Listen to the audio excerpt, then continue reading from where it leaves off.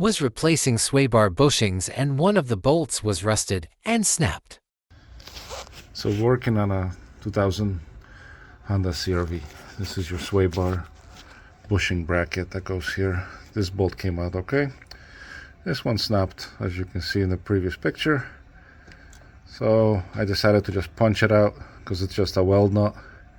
And what I'm going to do is use a Rivetnut, I think this is called, and that way it retains a bolt and I'll be able to remove it down the road. So I just have to open this up a little bit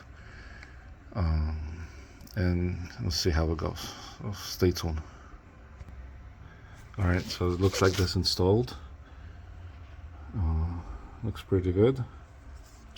It lines up with the bracket. Hold on.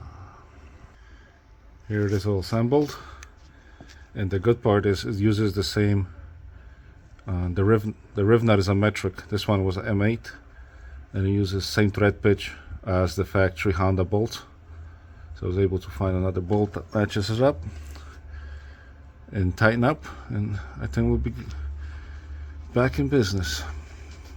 Thanks for watching.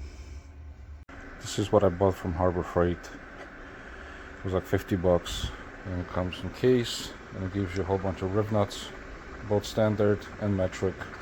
M8 is the biggest one it comes with, and it was just enough.